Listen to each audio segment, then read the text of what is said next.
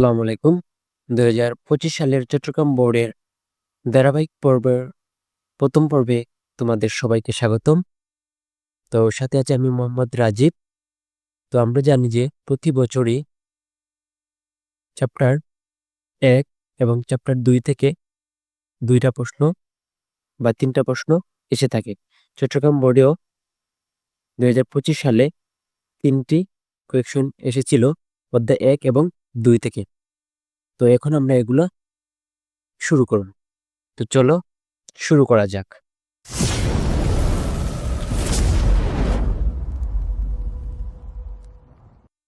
প্রশ্ন ১। তো প্রথমে আমরা উদ্দীপক পড়ব, তারপর উদ্দীপকের আলোকে ক, খ, গ প্রশ্নের উত্তর দেওয়ার চেষ্টা করব। তো প্রথমে আমরা উদ্দীপকটা পড়ে নেই। আইসিটি ক্লাসে শিক্ষক টেলিভিশন, মোবাইল, রেডিও সহ অনেক গুরুত্বপূর্ণ ডিভাইসের বর্তমান ক্ষুদ্র আকার ও অধিক ক্ষমতা নিয়ে পাঠদানকালে বললেন, এই সবই সম্ভব হচ্ছে আইসিটির সাম্প্রতিক প্রবণতায় ব্যবহৃত বিশেষ প্রযুক্তির কারণে।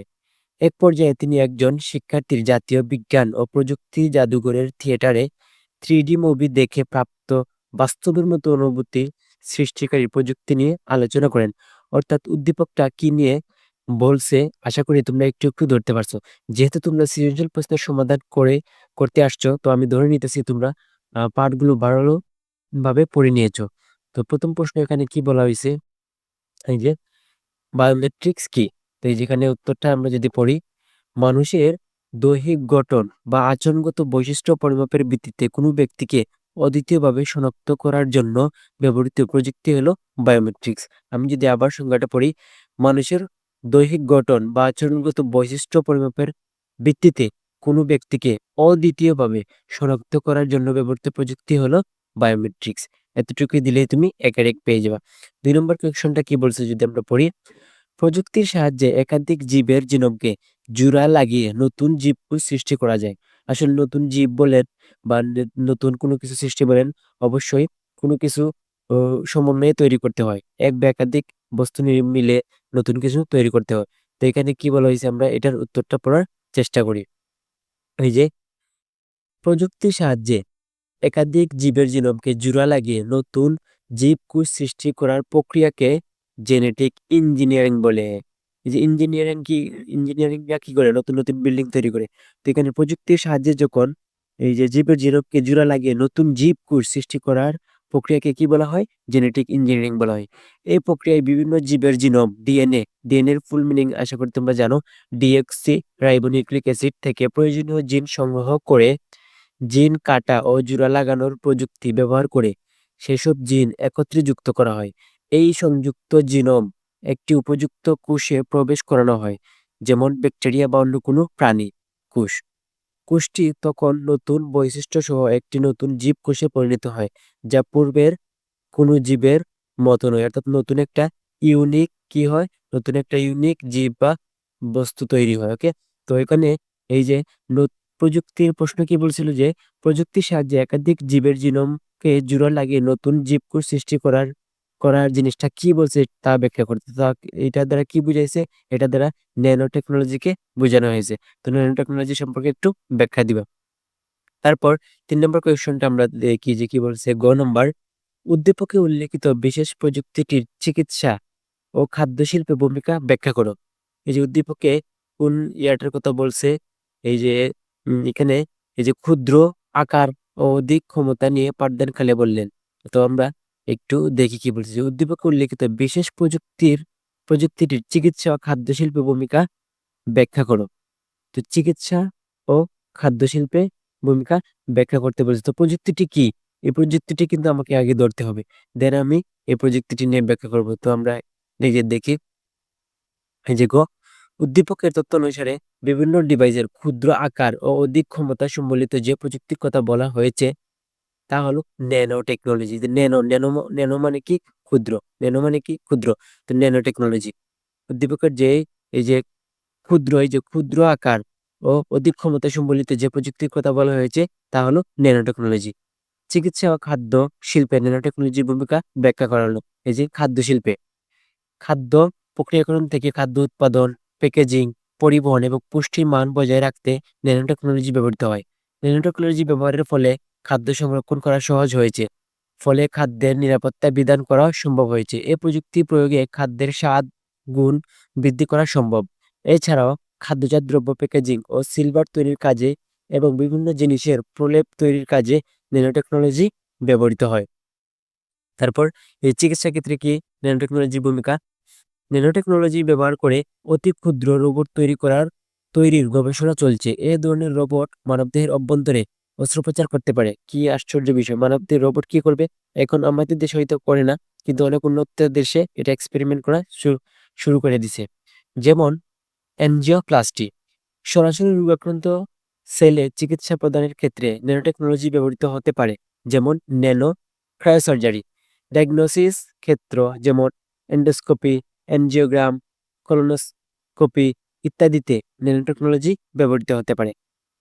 ন্যানো সেন্সর ব্যবহার করে মানবদেহের রক্তের ভেতরে ক্যান্সার সৃষ্টিকারী উপাদান বায়ো মার্কার সম্পূর্ণভাবে নির্ণয় করা সম্ভব হয়েছে।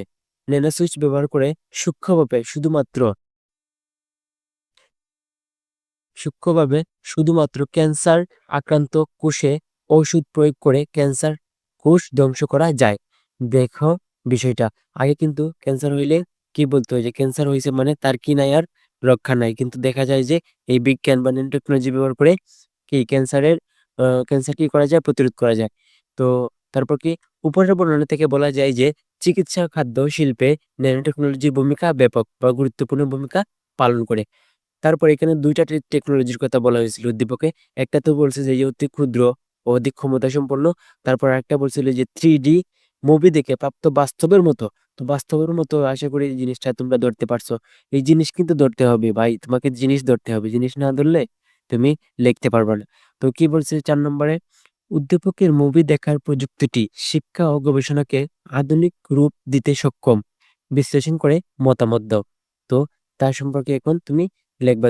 প্রযুক্তিটি কি তা কিন্তু আগে আমাদেরকে ধরতে হবে। এই যে 5 নম্বর, উদ্দীপকের তত্ত্ব অনুসারে শিক্ষার্থী 3D মুভি দেখে প্রাপ্ত বাস্তবের মতো অনুভূতি সৃষ্টিকারী প্রযুক্তি হলো এই যে বিআর বা ভার্চুয়াল রিয়েলিটি। এই যে তুমি ধরতে পারছো, তার জন্য তুমি 1 মার্ক পেয়ে যাবা। এখন তার উপরে যে তুই লিখবা, তো তা আশা করি মার্ক পাইবা। এই প্রযুক্তি শিক্ষা ও গবেষণাকে আধুনিক রূপ দেয়, নিচে তা বর্ণনা করা হলো। এই যে শিক্ষা ক্ষেত্রে ভার্চুয়াল রিয়েলিটির ভূমিকা। 1 নম্বর কি বলছে, শিক্ষার্থীরা ভার্চুয়াল পরিবেশে বস্তু, স্থান বা ঘটনাকে বাস্তবভাবে দেখার ও বোঝার সুযোগ পায়। যেমন ইতিহাসে প্রাচীন সভ্যতা, জীববিজ্ঞানে মানবদেহের অঙ্গ প্রত্যঙ্গ বা ভূগোল আগ্নেয়গিরির অভ্যন্তরীণ গঠন। এই যে মানব জীববিজ্ঞান, এটা খুব খুব কাজে লাগে এই যে ভার্চুয়াল রিয়েলিটিটা। তারপর 2 নম্বর কি বলছে যে এই যে চিকিৎসা, বিমান চালনা, ইঞ্জিনিয়ারিং ইত্যাদিতে ঝুঁকিপূর্ণ বাস্তব প্রশিক্ষণের পরিবর্তে ভার্চুয়াল রিয়েলিটির মাধ্যমে নিরাপদ অনুশীলন সম্ভব। এই যে বিআর অর্থাৎ ভার্চুয়াল রিয়েলিটিটা খুব খুব বেশি ইম্পর্টেন্ট।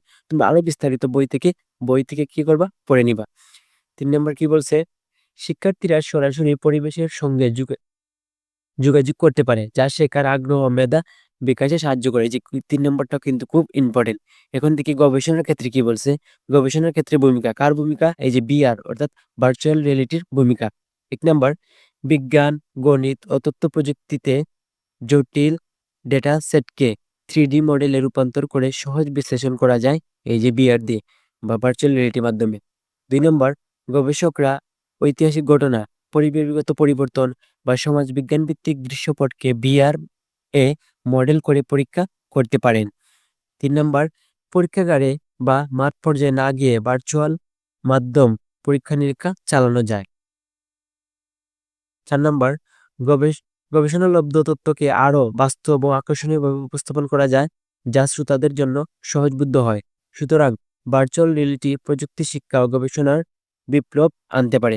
এটি শেখা ও জানার নতুন দিগন্ত উন্মোচন করে, যেখানে বাস্তবতার সীমা পেরিয়ে এক নতুন বাস্তবতার সৃষ্টি হয়। তাই বলা যায় ভার্চুয়াল রিয়েলিটি শিক্ষা ও গবেষণাকে আধুনিক ও আরো কার্যকরী রূপ দিতে সক্ষম হয়েছে। এই যে আধুনিক শিক্ষায় আমরা ভার্চুয়াল রিয়েলিটিটা খুব বেশি ব্যবহার করি। তো প্রশ্ন দুইটা আবার ছিল দ্বিতীয় অধ্যায় থেকে। প্রশ্ন দুইটা ছিল দ্বিতীয় অধ্যায় থেকে। আমরা যেটা প্রথম পড়লাম এটা ছিল প্রথম অধ্যায় থেকে। তো এখানে একটা চিত্র দেওয়া বা ডায়াগ্রাম দেওয়া। তো প্রথম প্রশ্ন কি বলছে, এখানে আর কিছু বলে নাই। প্রথম প্রশ্ন বলছে ব্লুটুথ কি। তো আমরা জানি ব্লুটুথ হচ্ছে একটি ওয়্যারলেস মাধ্যম। এই যে এখানে আছে ব্লুটুথ কি?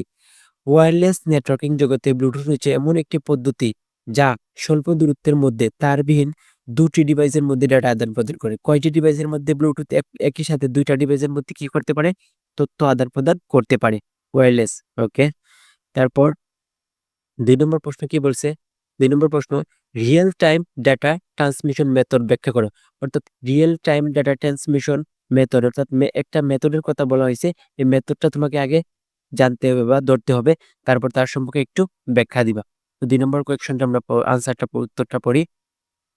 আইসোক্রোনাস ডেটা ট্রান্সমিশন মেথডটি মূলত রিয়েল টাইম ডেটা ট্রান্সফার ব্যবহার করা হয়। ডেটা ট্রান্সফার অর্থাৎ এই যে সিনক্রোনাস, অ্যাসিনক্রোনাস এবং আইসোক্রোনাস ডেটা ট্রান্সমিশন মেথড ৩টা। তার মধ্যে আইসোক্রোনাস হচ্ছে ডেটা ট্রান্সমিশন মেথড, যেখানে রিয়েল টাইম ডেটা কি করা যায়? ট্রান্সফার করা যায়। এই পদ্ধতিতে প্রেরক ও প্রাপক স্টেশনের মধ্যে ডেটা ট্রান্সমিশনের সময় একই, অর্থাৎ কোনো প্রকার দেরি ছাড়া একক সময়ে সমস্ত ডেটা ব্লক বা প্যাকেটে ট্রান্সফার করা হয়। প্রকৃতপক্ষে এটি হলো সিনক্রোনাস ও অ্যাসিনক্রোনাস মেথডের একটি সমন্বিত রূপ। এই যে বলছিলাম সিনক্রোনাস, অ্যাসিনক্রোনাস এবং এই দুইটার সমন্বিত রূপ কি হচ্ছে? আইসোক্রোনাস। এই যে আইসোক্রোনাস সমন্বিত রূপ, যেখানে ডেটা সিনক্রোনাসের মতো ব্লক আকারে কিন্তু অ্যাসিনক্রোনাসের মতো প্রাইমারি ডিভাইসে ডেটা সংরক্ষণ না করে যখন প্রয়োজন তখনই ডেটা পাঠাতে কি সক্ষম হয়। তো এখানে আইসোক্রোনাস সম্পর্কে একটু ব্যাখ্যা দিয়ে দিবা। তারপর ৩ নম্বর কি বলছে প্রশ্ন? এই যে ৩ নম্বর প্রশ্ন বলছে এখানে যে উদ্দীপকে প্রদর্শিত ডিভাইসের কার্যপদ্ধতির বর্ণনা করো। এই যে একটা ডিভাইস, অর্থাৎ একটা ডিভাইস, তোমার এই ডিভাইসটা তোমাকে ধরতে হবে। তারপর এখানে তার কি কার্যটা তোমাকে কি করতে হবে? বর্ণনা করতে হবে। তো ৩ নম্বর প্রশ্নের উত্তরটা আমরা এখন পড়ি। এই যে ৩ নাম্বার, উদ্দীপকে প্রদর্শিত ডিভাইসটি হলো এই যে মডেম। এই ডিভাইসটির নাম কি? মডেম। তো মডেম আমরা কি জানি যে ডিজিটাল সিগন্যালকে অ্যানালগ সিগন্যালে এবং অ্যানালগ সিগন্যালকে ডিজিটাল সিগন্যালে রূপান্তর করে। তো মডেম হলো একটি বিশেষ ধরনের কমিউনিকেশন ডিভাইস যা কম্পিউটারের ডিজিটাল সংকেতকে অ্যানালগ সংকেতে এবং এবং অ্যানালগ সংকেতকে আবার ডিজিটাল সংকেতে রূপান্তর করার মাধ্যমে ২টি দূরবর্তী কম্পিউটারের মধ্যে ডেটা আদান-প্রদানে সম্ভব করে তোলে। এর মূল কার্যপদ্ধতিতে ২টি ধাপ রয়েছে। এক মডুলেশন এবং ডিমডুলেশন। এই যে মডুলেশনের এমও আর ডিমডুলেশনের ডিএম থেকে মডেম শব্দটি এসেছে। তো এই মডেম সম্পর্কে তোমরা একটু বিস্তারিত পড়ে নিবা। যখন কম্পিউটার থেকে কোনো ডেটা পাঠানো হয়, তখন সেই ডেটা ডিজিটাল সংকেত আকারে থাকে। কিন্তু টেলিফোন লাইন বা অনুরূপ অ্যানালগ মাধ্যম ডিজিটাল সংকেত সরাসরি গ্রহণ করতে পারে না। এই সমস্যার সমাধানে প্রেরকের মডেম ডিজিটাল সংকেতকে অ্যানালগ সংকেতে রূপান্তর করে, যা মডুলেশন নামে পরিচিত। এই অ্যানালগ সংকেতকে নির্দিষ্ট মাধ্যম ব্যবহার করে গন্তব্যে পাঠানো হয়। গন্তব্য পৌঁছালে প্রাপক কম্পিউটারের সাথে যুক্ত মডেম সেই অ্যানালগ সংকেতকে আবার ডিজিটাল সংকেতে রূপান্তর করে, যা ডিমডুলেশন নামে পরিচিত। এভাবে ডাটা প্রেরণ ও গ্রহণে মডেম গুরুত্বপূর্ণ ভূমিকা পালন করে। তাই মডেমকে একটি সিগন্যাল কনভার্টার হিসেবে বিবেচনা করা হয়, যা কোএক্সিয়াল কেবল অথবা অপটিক্যাল ফাইবারের মাধ্যমে ডাটা ট্রান্সমিশন সম্পন্ন করে। এই যে মডেম, তো এই যে মডেম মডেমটা একটু তোমরা পড়ে নিবা। মডেম কিভাবে আসছে? এই যে মডুলেশনের এমও আর ডিমডুলেশনের ডিএম। তো মডেম শব্দটা এসেছে। এখন আমরা ৪ নম্বর প্রশ্ন কি বলছে তা দেখি। এই যে ৪ নম্বর, নিরাপত্তার সাথে ডেটা ট্রান্সমিশনে উদ্দীপকে উল্লেখিত মাধ্যমটির গুরুত্ব বিশ্লেষণ করো। এই যে এখানে কিন্তু একটা ডায়াগ্রাম দিয়ে দিছে। এখন বলছে যে কি, নিরাপত্তার সাথে ডেটা ট্রান্সমিশনে উদ্দীপকে উল্লিখিত মাধ্যমটি উম, গুরুত্ব বিশ্লেষণ করো। তো এখানে একটা ট্রান্সমিশন, এটা আমাকে ধরতে হবে। তারপর তার সম্পর্কে আমাকে একটু ব্যাখ্যা দিতে হবে। এই যে এখানে আছে এই যে ৪ নম্বর, তো উদ্দীপকে উল্লেখিত মাধ্যমটি হলো অপটিক্যাল ফাইবার কেবল। এই যে অপটিক্যাল, তোমাকে কিন্তু এই জিনিসটা ধরতে হবে। এই ধরতে পারছো, তার জন্য তুমি এক শিওর পাইবা। নিরাপত্তার সাথে ডেটা ট্রান্সমিশনে অপটিক্যাল ফাইবারের গুরুত্ব নিচে তুলে ধরা হলো। এই যে অপটিক্যাল ফাইবারে আলো ব্যবহার করে ডেটা পাঠানো হয়। এটি ইলেকট্রোম্যাগনেটিক নয়, ফলে ইলেকট্রোম্যাগনেটিক সিগন্যাল ধরে ট্যাপ করা যায় না। একে মাঝপথে হ্যাক করা বা ডেটা চুরি করা প্রায় অসম্ভব। ২ নম্বর, ফাইবারে আলো সম্পূর্ণরূপে কোরের ভেতর প্রতিফলিত হয়, ফলে তথ্য বাইরে ছড়িয়ে পড়ে না। 3 নাম্বার, ফাইবার লাইন কেটে দিলে সঙ্গে সঙ্গে সংযোগ বিচ্ছিন্ন হয়ে যায়, ফলে কোনো গোপন ট্যাপ করা যায় না। তদুপরি লাইন কাটা সহজে ধরা পড়ে, এটি নিরাপত্তার আরেকটি সুবিধা। 4 নাম্বার, অপটিক্যাল ফাইবারে ইলেকট্রিক সিগন্যাল ব্যবহার করে না, তাই রেডিও বা ইলেকট্রোম্যাগনেটিক ইন্টারফেয়ারেন্স ইএমআই দ্বারা প্রভাবিত হয় না। এতে করে নিরাপদ ও স্বচ্ছ ডেটা ট্রান্সমিশন সম্ভব। এখানে কিন্তু সব যেহেতু এখানে কি বলছে যে এই যে গুরুত্ব গুরুত্ব যেহেতু বলছে, তাই সব এখানে পজিটিভ দেওয়া হয়েছে। তো এখানে সব পজিটিভ কিছু দিবা অপটিক্যাল ফাইবার নিয়ে। 5 নম্বর, যেখানে অত্যন্ত নিরাপদ যোগাযোগ প্রয়োজন, যেমন সেনাবাহিনী, ব্যাংক, ডেটা সেন্টার, এগুলো তো সেন্সিটিভ জায়গা, যে সেনাবাহিনী, তারপর ব্যাংক, ডেটা সেন্টার, সেখানে অপটিক্যাল ফাইবারই ব্যবহৃত হয়। যেহেতু নিরাপদ, তাই এই কাজগুলোতে অপটিক্যাল ফাইবার বা ফাইবার অপটিক কেবল ব্যবহৃত হয়। পরিশেষে বলা যায়, অপটিক্যাল ফাইবার কেবল উচ্চ গতির জন্য নয়, বরং ডেটা নিরাপত্তা রক্ষা করার জন্য অপরিহার্য। এটার গতিও যেমন, তেমনি এটা কি নিরাপত্তার জন্য অপরিহার্য। এটি হ্যাকিং প্রতিরোধ করে, ডেটার গোপনীয়তা বজায় রাখে। এসবই একে একটি অত্যন্ত নিরাপদ ডেটা ট্রান্সমিশন মাধ্যমে মাধ্যম করে তুলেছে। তো এগুলো দিলে তুমি আশা করি 4-এর 4 পেয়ে যাবা। তারপর 3 নম্বর প্রশ্ন আমরা এখন পড়বো। চট্টগ্রাম বোর্ডে অধ্যায় 1 এবং 2 মিলে 3টা প্রশ্ন এসেছিল। তার মধ্যে 3 নম্বর প্রশ্ন এখন আমরা সমাধান করব। প্রথমে আমরা উদ্দীপকটা পড়ে নিই। একটি কল সেন্টারে 8 পোর্টের 3টি নেটওয়ার্ক ডিভাইসের সাহায্যে, কয়টা পোর্ট? এই যে 8 পোর্ট, 3টি নেটওয়ার্ক ডিভাইসের সাহায্যে কম্পিউটারগুলোকে যুক্ত করে গঠিত 3টি ল্যান নেটওয়ার্ককে ফাইবার অপটিক কেবল দিয়ে একটি নেটওয়ার্ক টপোলজির আওতায় আনা হয়, যেখানে একটি বিশেষ অনলাইন সেবামূলক প্রযুক্তির সাহায্যে ক্লায়েন্টদেরকে, মানে যে 24x7 অর্থাৎ 7 দিনে 24 ঘন্টা অর্থাৎ প্রতিদিন কি থাকবে, সার্ভিস দিবে, ঘন্টা অন ডিমান্ড সার্ভিস দেওয়া হয়। এই যে এই 24 মানে 24 ঘন্টা, আর এই 7 মানে 7 দিন। তো তোমরা কোনো সময় যদি এটা দেখো, তাহলে তাহলে বুঝে নিবা যে অর্থাৎ 24 ঘন্টায়, 7 দিনের 24 ঘন্টায় তোমরা কি পাবা, সার্ভিস পাবা। এবং ক্লায়েন্টরা পে এজ ইউ গো পদ্ধতি বিভিন্ন কাজের মূল্য পরিশোধ করতে পারে। তো এই উদ্দীপকটা পড়ে তোমাকে কিন্তু একটু গ্যাস করতে হবে কি কি বলা হয়েছে। অলরেডি যারা পাঠ সম্পর্কে ভালো আইডিয়া রাখো, তারা আশা করি এই জিনিসটা ধরতে পেরেছো। প্রথম প্রশ্ন বলা হয়েছে যে এনআইসি কি, নিক কি। এনআইসি বা নিক কি? এই যে নিক, দুই বা ততোধিক কম্পিউটারের মধ্যে যোগাযোগ স্থাপনের জন্য স্থাপিত কার্ডকে নেটওয়ার্ক ইন্টারফেস কার্ড বা নিক বা ল্যান কার্ড বা নেটওয়ার্ক অ্যাডাপ্টার বলে। এটিকে নেটওয়ার্ক ইন্টারফেস কন্ট্রোলারও বলা হয়। NIC, NIC network interface card, network interface card, network interface card, NIC. তো 2 নম্বর প্রশ্ন, গেটওয়েকে প্রোটোকল কনভার্টার বলা হয় কেন, ব্যাখ্যা করা হয়। যে গেটওয়ে সম্পর্কে, রাউটার, গেটওয়ে, তারপর ওয়াইফাই, এগুলো সম্পর্কে তোমাদের ভালো ধারণা আছে আশা করি। তো দেখি কি বলছে এখানে। এই যে প্রতিটি কম্পিউটার বা নেটওয়ার্ক ডিভাইস তথ্য আদান প্রদানের জন্য একটি নির্দিষ্ট প্রোটোকল অনুসরণ করে, যেমন টিসিপি, আইপি, এইচটিটিপি ইত্যাদি। কিন্তু যখন দুটি ভিন্ন প্রোটোকল, এই যে দুটি ভিন্ন দুটি ভিন্ন প্রোটোকল ডিভাইস পরস্পরের সাথে যোগাযোগ করতে চায়, তখন তাদের ভাষা আলাদা হওয়ায় সরাসরি তথ্য আদান প্রদান সম্ভব হয় না। এই সমস্যা সমাধানে গেটওয়ে ব্যবহৃত হয়। তো আশা করি গেটওয়ে কিসের জন্য ব্যবহৃত হয় বুঝতে পেরেছো। সাপোজ তুমি বাংলা জানো, আর তোমার বন্ধু চাইনিজ জানে। তো তোমার কথা ও বুঝবে না, ওর কথা তুমি বুঝবে না। তো মাঝখানে মনে করো আমি আছি। তো আমি আবার কি বুঝি, বাংলা বুঝি, চাইনিজও বুঝি। তো এই কাজটাকে করে গেটওয়ে করে। এটি একটি ডিভাইস বা সফটওয়্যার যা এক প্রোটোকল থেকে অন্য প্রোটোকলে তথ্য রূপান্তর করে, ফলে ভিন্ন প্রোটোকলের ডিভাইসগুলোকে একে অপরের সাথে যোগাযোগ করতে পারে। এ কারণে গেটওয়েকে প্রোটোকল কনভার্টার বলা হয়।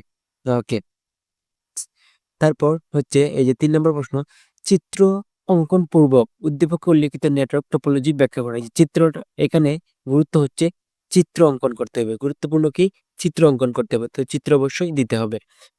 তো এখানে আমরা এই যে এটা পড়ি। ওকে, এই যে গ নাম্বার, উদ্দীপকে উল্লেখিত নেটওয়ার্ক টপোলজিটি হচ্ছে ট্রি টপোলজি।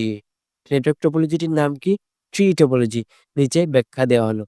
ট্রি টপোলজি এমন একটি নেটওয়ার্ক টপোলজি যাতে একটি ফুট নোড সাথে সার্ভার বা বিশেষ কম্পিউটার যুক্ত থাকে। এই ফুট নোডের সাথে হায়ারার্কি অনুসারে বিভিন্ন স্তরের ডিভাইস নেটওয়ার্ক হাব বা সুইচের মাধ্যমে যুক্ত থাকে। এটিকে হায়ারার্কিক্যাল টোপোলজিও বলা হয়। মূলত স্টার টোপোলজির সম্প্রসারিত রূপই হলো ট্রি টোপোলজি। স্টার টোপোলজির সম্প্রসারিত রূপ কি? Tree topology. উদ্দীপক ট্রি টোপোলজির চিত্র নিম্নরূপ। এই যে এইটা হচ্ছে একটা কোর সুইচ, তার থেকে দেখো একটা ট্রি আকারে, এই যে এখানে একটা গেছে, এখানে একটা গেছে, এখানে একটা গেছে, তারপর এখান থেকে আবার কি গেছে, এই যে একটা গেছে, এই যে একটা, এখানে কয়টা? 8টা পিসি আছে। এই তার আন্ডারে কয়টা আছে? 8টা। এই যে ট্রি আকারে গেছে। গাছের যেমন কি থাকে, অনেক লতা পাতা থাকে গাছে। গাছে কি থাকে? অনেক এই যে কাণ্ড থাকে। তো এই যে তো এই এই এখানেও কি অনেক শাখা প্রশাখা গজেছে, তাই এটা একটি কি টোপোলজি? হায়ারার্কিক্যাল বা ট্রি টোপোলজি। তেন বলা হয়েছে যে উদ্দীপকের চিত্রে কেন্দ্রীয় সুইচ থেকে 3টি শাখা বের হয়ে প্রতিটি শাখায় একটি করে ল্যান সুইচ যুক্ত আছে। এই যে প্রতিটি শাখায় একটি করে ল্যান সুইচ কি আছে? যুক্ত আছে। প্রতিটি ল্যান সুইচের সাথে একাধিক কম্পিউটার বা ডিভাইস সংযুক্ত, যা নিজে একটি স্টার টোপোলজি তৈরি করে। অন্যদিকে 3টি সুইচকে একটি কেন্দ্রীয় নোডের সাথে ফাইবার কেবল যুক্ত করার ফলে স্তরক্রমিক গাছের মতো বিন্যাস করে উঠেছে। এতে প্রতিটি ল্যান নিজস্বভাবে স্টার টোপোলজিতে এবং সেগুলো একত্রে গাছের মতো হায়ারার্কিক্যাল গঠনে যুক্ত হয়েছে। এতটুকু দিলে আশা করি তুমি 3-এর 3 পেয়ে যাবে। আইসিটিতে কিন্তু সম্পূর্ণ মার্ক পাওয়া যায়, খুবই ভালো মার্ক পাওয়া যায় যে তুমি সম্পূর্ণ সলিড লিখতে পারো। তো 4 নম্বর কি বলছে? উদ্যোক্তাদের ব্যবসায়িক সুযোগ সৃষ্টিতে উদ্দীপকে অনলাইন সেবামূলক প্রযুক্তিটির সহায়ক ভূমিকা পালন করে ব্যাখ্যা করো। এই যে এখানে কোনটার কথা? এই যে পে এজ ইউ গো, বিভিন্ন প্যাকেজে মূল্য পরিশোধ করতে পারে। তো আবার কি বলছে যে যেখানে একটি বিশেষ অনলাইন সেবামূলক প্রযুক্তির সাহায্যে ক্লায়েন্টদেরকে 7 দিনে 24 ঘন্টা সার্ভিস দেওয়া হয়। তো এখানে মেবি এটা ক্লাউড কম্পিউটিং বা কোন জিনিসটা সম্পর্কে বলছে ওই জিনিসটা ধরতে হবে, তারপর তার সম্পর্কে বিস্তারিত লিখতে হবে। তো এই যে 4 নম্বর উদ্দীপকে উল্লেখিত অনলাইন সেবামূলক প্রযুক্তিটি হলো ক্লাউড কম্পিউটিং। এই যে ক্লাউড কম্পিউটিং, এটা যে তুমি ধরতে পারছো তার জন্য 1 পাইবা। আর তার আলোকে এখন লিখবা তুমি। তো মিনিমাম লেখলে যেহেতু জিনিসটা ধরতে পারছো তার আলোকে আশা করি তোমার জ্ঞান আছে। তো তা ধরাই যে আরো 2 পাইবা, অর্থাৎ 3 তুমি শিওর পাইবা যদি তুমি বিষয়টা শুধু ধরতে পারো। এই যে বিষয়গুলা বা টপিকগুলা কিন্তু তোমার খুব ভালোভাবে ধারণা থাকতে হবে। তো আবার পরে দেখি কি বলছে? বিভিন্ন ধরনের কম্পিউটার রিসোর্স যেমন নেটওয়ার্ক, সার্ভার, স্টোরেজ আর সফটওয়্যার ও সার্ভিস নেটওয়ার্কের মাধ্যমে ক্রেতার সুবিধা অনুসারে চাহিদা অনুসারে সহজে ব্যবহার করার সুযোগ প্রদান ও ভাড়া দেওয়ার সিস্টেম হলো ক্লাউড কম্পিউটিং। ওকে, এটি অবকাঠামোগত প্ল্যাটফর্ম ও সফটওয়্যারের সেবা প্রদান করে থাকে। ক্লাউড কম্পিউটিং এর মাধ্যমে কোনো ধরনের সফটওয়্যার বসানো হবে, কিভাবে কাজ চালানো হবে, কম্পিউটারগুলো কিভাবে নিজেদের মধ্যে যোগাযোগ করবে, সবকিছু ব্যবহারকারীর নিজের ইচ্ছে মতো নিয়ন্ত্রণ করতে পারে। এই ব্যবস্থায় ব্যবহারকারীর যত সুবিধা প্রয়োজন হয়, সেবাদাতা তত পরিমাণ সেবা দিতে পারে। এতে ক্রেতার আগে থেকে কোনো সেবা সংরক্ষণ করতে হয় না। ক্রেতা যতটুকু ব্যবহার করবে শুধু ততটুকুই মূল্য পরিশোধ করবে। এছাড়া এটি সবসময় ব্যবহার করা যায়, অর্থাৎ ইন্টারনেট কানেকশন থাকলে তুমি পৃথিবীর যে কোনো জায়গা থেকে যে কোনো সময় ক্লাউড কম্পিউটিং সার্ভিসটি ইউজ করতে পারবা। এটি মূলত একটি ব্যবসায়িক মডেল যার দ্বারা ব্যবহারকারী ও সার্ভিস প্রদানকারী উভয় উপকৃত হয়। এই যে মনে করো গুগল ড্রাইভ কি? তুমি পৃথিবীর যে কোনো প্রান্তে যদি তোমার নেটওয়ার্ক থাকে তখন তুমি কি ইউজ করতে পারো? গুগল ড্রাইভে তোমার ফটো আপলোড করতে পারো, ফটো এডিট করতে, ফটো তুমি ডাউনলোড করতে পারো। তো এটাই বলা হয়েছে যার দ্বারা তুমি উপকৃত হও, আবার এই যে কোম্পানিটা কি হয়? উপকৃত হয়। উদ্দীপকে উদ্যোক্তাদের ব্যবসায়িক সুযোগ সৃষ্টিতে ক্লাউড কম্পিউটিং প্রযুক্তিটি যথেষ্ট সহায়ক ভূমিকা পালন করে। এটি ব্যবহার করলে উদ্যোক্তাদের নিজেদের ব্যবসার জন্য ব্যয়বহুল হার্ডওয়্যার, সফটওয়্যার ও অন্যান্য ডিভাইস কেনার প্রয়োজন পড়ে না। এই যে ক্লাউড কম্পিউটিং এর একটি বড় সুবিধা হচ্ছে যে এক্সট্রা কোনো যন্ত্র, হার্ডওয়্যার, সফটওয়্যার কি পড়ে না? প্রয়োজন পড়ে না। ক্লাউডের মাধ্যমে তার ব্যবসার জন্য যতটুকু সেবা প্রয়োজন ঠিক ততটুকুই সে নির্দিষ্ট মূল্য পরিশোধ করার মাধ্যমে ব্যবহার করতে পারবে। এতে একদিকে যেমন ওই উদ্যোক্তার খরচ বাঁচে, তেমনি তুলনামূলক কম লোকবল ব্যবহার করেই সে তার ব্যবসা পরিচালনা করে। অর্থাৎ তোমার যদি এই যে মনে করো 10 টাকার সার্ভিস প্রয়োজন, তখন তুমি 10 টাকায় খরচ করবে, সেখানে তোমার 15 টাকা খরচ করার প্রয়োজন নাই। তো তোমার যদি 100 টাকা বা 200 টাকার সার্ভিস প্রয়োজন হয়, তখন তুমি 200 টাকার সার্ভিসই নিবা। তোমাকে এখানে এই যে তাদের প্যাকেজ নিতে হবে এটা কোনো না। 250 টাকা নেওয়ার কোনো প্রয়োজন নাই। এটাই মানে হচ্ছে পে এজ ইউ গো, যখন যতটুকু ইউজ করবা ততটুকুই তুমি মূল্য পরিশোধ করবা। তো আশা করি চট্টগ্রাম বোর্ডের এই অধ্যায় 1 এবং 2 এর প্রশ্নের সমাধানগুলো তোমরা অনেক এনজয় করেছো এবং উপভোগ করেছো। তো পরবর্তী ভিডিও দেখার জন্য তোমাদেরকে জানাই আমন্ত্রণ। তো ভালো থাকো, সুস্থ থাকো। আসসালামু আলাইকুম।